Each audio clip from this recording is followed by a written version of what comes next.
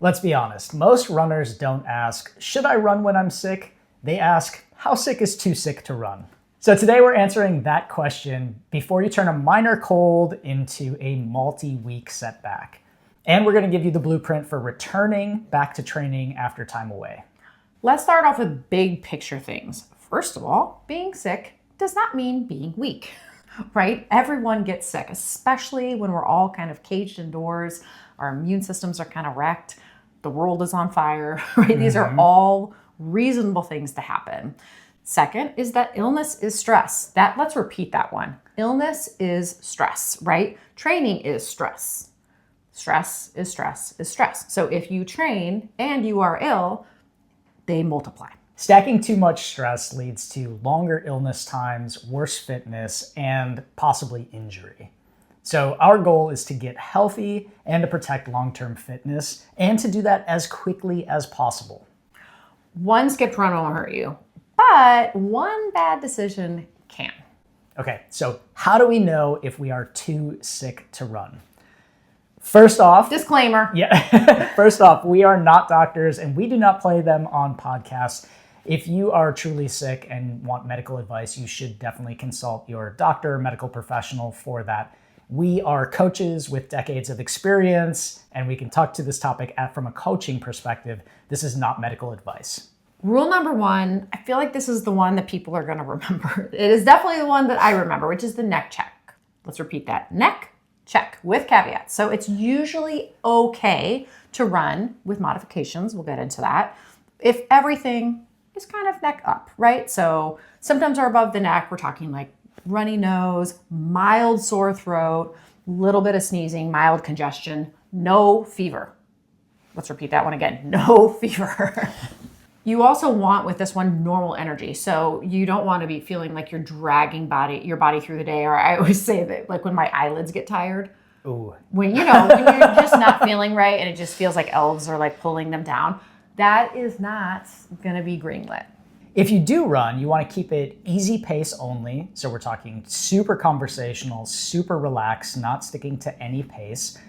You should be prepared to shorten the run, and you should shorten the run versus what you would typically do. So we're going very easy, very short if you're going to do it at all, and then be ready to turn around early. You really need to be ready to call it if you get out there and find that you have little elves pulling your eyelids down, or you start to feel worse on that run than you started. Remember what we said at the top of this, right? Illness is stress, training is stress. It's going to be a multiplier. So if you were healthy and you were supposed to run 7 miles with 2 miles at the end at push pace, and instead you shorten it to 4 easy, it kind of counts as those 7 miles, right? It's that amplifier. Yeah. If you do have an intensity run on the schedule and you are planning to run while sick, we're just saying that should be a fully easy run, not like easier intervals. If you decide to run while you are ill, take it to a fully easy run. So do not run if you have symptoms below the neck. When we're talking about our neck check, so if you have symptoms like fever or chills, if you have chest congestion or a deep cough, if you're experiencing any sort of body aches, GI symptoms like diarrhea and vomiting, huge red flag there, and if you have extreme fatigue or any dizziness at all of those are signs that you should take the day off. Your body is literally fighting a war when we are trying to rebuild. Like think of it like when you run a marathon, right? Your body is in full rebuild mode. That's what's happening when you're sick, especially with those below the neck symptoms. So don't ask it to do intervals and volume too, right? That is not a good combo. That is going to be garbage training. Something that I always bring up in this time of year when everyone's seemingly sick, I think there's like a FOMO of, well, I'm in my first build, set. And they're like, oh, I should, do XYZ, which is sometimes why they don't mention, right? They're sick. The interesting thing for me to think about is kind of big picture of if you and I are both training for a spring marathon, chances are both of us are going to have sickness during that training cycle. And so we're both going to toe the line in, let's say, May, having had a week off of training. Yeah. Right? So it is an equalizer in that sense because most people who you are competing against will also have the same issue during their training cycle. So you don't have to feel quite as guilty about missing things. Yeah, and I'm actually of the mind that it is better to get it out of the way now and to fully recover from it than to be in 4 weeks out from your race and still feeling things. and be sick then, right? So it is actually like if you have to get sick during your training cycle, getting sick during your base building or your early builds is probably better than getting sick later on. Yeah. We don't always get the opportunity to decide when we get sick, though. So a lot of people try to, I would say, rush their sickness through or like get over it as fast as possible. And one common thing that we hear as coaches is it possible to sweat it out? Like, can I work out to make my sickness go away faster? No. So this is an idea that needs to be retired. Exercise does not speed recovery from illness. Let's maybe repeat that one again. Yeah, so as we said, stress is stress is stress. Training is stress, illness is stress. Adding more stress to your already stressed out body that is fighting a virus or illness is not going to make you better. It can make us feel better to move our bodies sometimes, right? Like if you've been cooped up in the house and you are laying in bed, it can feel good to move a little bit, but it doesn't shorten the duration of a cold or flu or other illness. It can do other things that are not beneficial, like prolong your symptoms. It can absolutely increase your injury risk, right? If your body is trying to repair from being sick, it is less likely to be repairing the right way post-exercise. And unfortunately, it can also suppress your immune function short term. We were just talking about in 2 instances that we know of just off the top of our heads of athletes that had like COVID or flu, and then it kind of got better, and then they had almost like a boomerang effect of another illness. I don't know if either of them really pushed too hard in between, but you're already in a compromised state, and we don't need you to stress that immunity even more by pushing too hard too soon. Well, what about easy miles? Easy miles, oh boy. Easy miles are still just stress, especially if you have stuff below the neck still, right? You have to always kind of ask yourself, like, would I recommend this to an athlete that I coach, that I should go out and try to, get my heart rate above 130 right now? The answer is probably no. Or you could ask yourself, am I training for my training or am I training to avoid rest? And this is a big one for our type A athletes, the folks who can never take a day off, who feel like they will miss out on progress if they step back and actually recover. The truth is, if you are negotiating with yourself, then you probably need the rest. If you're asking it, or if you're holding back from asking your coach about it, chances are that's exactly it. And I promise you that if you rest, you will get over it faster and have a faster onboard back on, right? This is where short-term versus long-term thinking. We want you to be able to have a really great last 3 weeks of build and 2 to 3 weeks of taper. In order to do that, you have to do that healthily, which is going to start with you nipping whatever is going on sooner than later. Yeah, so this is a great opportunity to talk about the power of rest. We often talk about how recovery is so important to your training, and a sickness is forced recovery. So you need to know fitness doesn't go away in a few days. That's a huge one. I think that people really, even with injuries, they freak out about it right away. Well, I'm not doing that. And I'm like, okay, well, your body is also kind of still training in a way, right? Because it's still fighting stress. So it's still doing something, right? We know this. Wait, this is the moment I've been waiting for. Fitness only actualizes in the recovery phase. So taking a couple days off, it could actually be really beneficial. And when you return to training, you could be like, wow, I actually feel a lot better. Also a great little mental mindset reset there too. I feel like that first day that you come back and like you feel really good. Yep. You're so appreciative of how good you feel. That's right. Our aerobic fitness is shockingly resilient. And so we need to remember that, it takes a longer amount of time to lose your fitness adaptations. And in most cases, like you just said, our injured runners, like in their early injury, or our runners with sickness and illness, come back fresher and faster. Like you take a minute to go onboarding,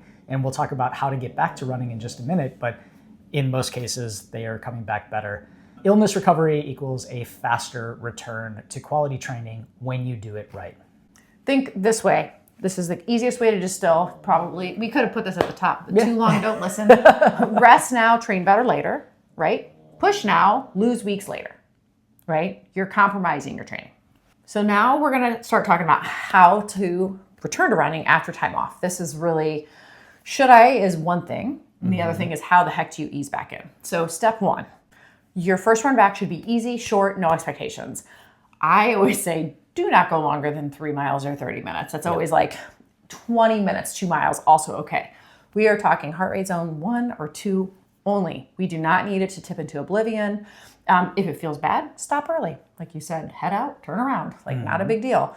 The goal here is to really assess where you're at and to not necessarily like prove fitness or like what you might have lost, but we need to like put our little toe in the water and be like, how did that go? Before we know how much to grow from there.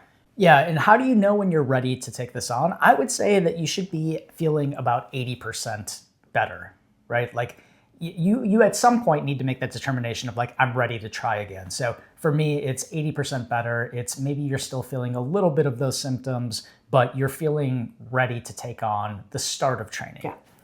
Step number 2 is the 50 to 70% rule. This means for the first few days back, and I would say probably the first week of your training back, we should cap our work at about 50 to 70% of our normal volume. We want to keep the intensity low, and we want to make sure that we are not doing any quality sessions during this time. That means we are skipping our speed, intensity, tempo work, and just doing those easy runs, building that consistency back up. And along with that, no long runs. So don't just jump back into training on a Tuesday, do a couple easy runs and be like, yeah, I'm ready to go hit my 12 miler this weekend. You're going to feel like garbage. You're going to feel like garbage. Yep. This is where having a coach is really huge as well. Like if you're wondering about how to navigate this, or if you're part of our Edge Run Club and you want to, ping the coach email or even pop it into our chat, this is really helpful because I think people don't realize these weeks are flexible, right? This is why coaches, I just spent a couple hours programming, right?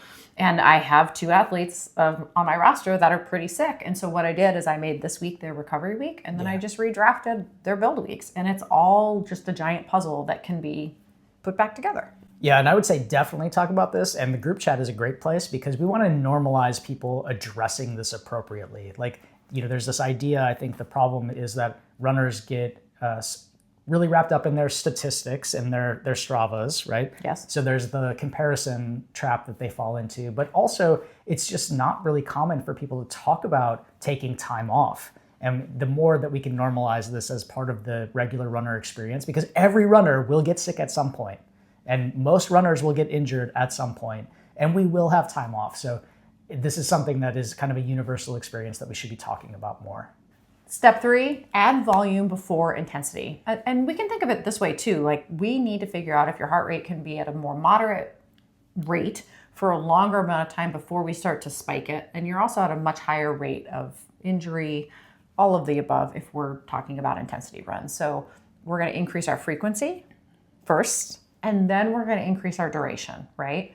We want to add those intensity workouts last. That's the last thing to come back. If I'm being super conservative, I would actually do 1 week, let's say, of making sure that you keep your shit together from an aerobic standpoint. Mm-hmm. And then the second week, I might give you 1 tempo back, maybe some inclines if that sounds sexy.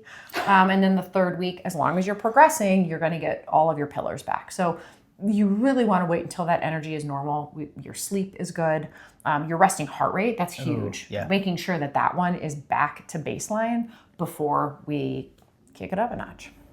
Yeah, so there are a couple of red flags during your comeback that you can look to know if you need to pause or if you can continue on. If you have an elevated resting heart rate, to your point, huge. During your comeback period, we might want to dial it back. Doesn't mean you have to stop completely, but that is a red flag that your body is still fighting and that you might not be ready to take on that full amount of training.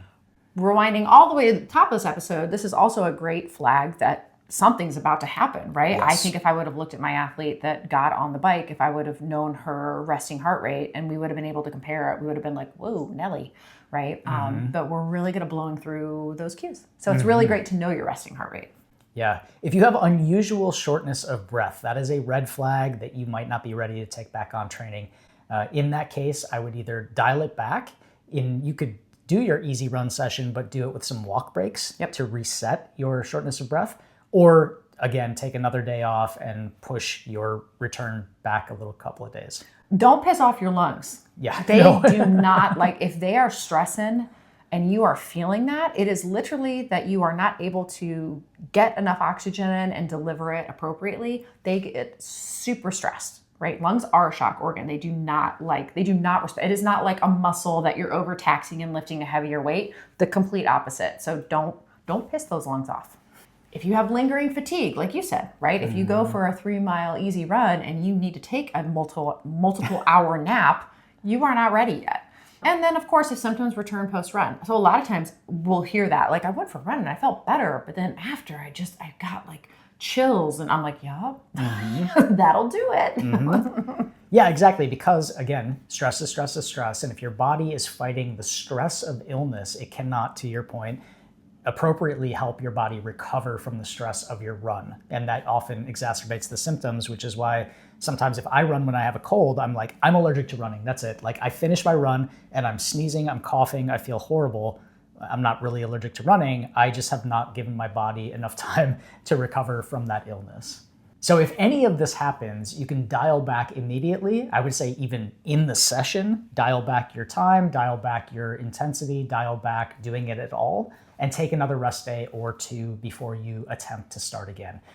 Again, it's going to be better long-term for you to be patient now so that you can continue to train throughout the rest of your training plan, as opposed to trying to push through now, especially if you are listening to this at the top of the year when most of us don't have races in the very near future. You got time. You got time. So dealing with all of this illness, especially when training for a goal, requires really a mental reframe. First, rest is part of training, right? We know that we have to have periods of rest in order for fitness to actualize and really show up in our bodies. And if we're sick, that rings forever true. Illness is not a character flaw, right? This is not something that shows weakness. It's just part of being human. And then I would also add, whoever you're racing with next probably had this same stuff, right? So it is an equalizer that we just have to assume everybody has had, and that we are in fact going to toe the line all with that same status. Smart athletes, right? And maybe I would even argue like ones that have been through more training seasons, they listen to their bodies early, they know when they might be getting sick, they return patiently, and they rest now to miss fewer weeks, they know, in more critical phases. Okay, to recap, if you have illness that is above the neck, if it is mild and you have no fever, you can maybe do an easy run. Below the neck, or if you feel like some systemic symptoms, rest. Coming back, go slower than you think that you need to and focus on consistency over intensity.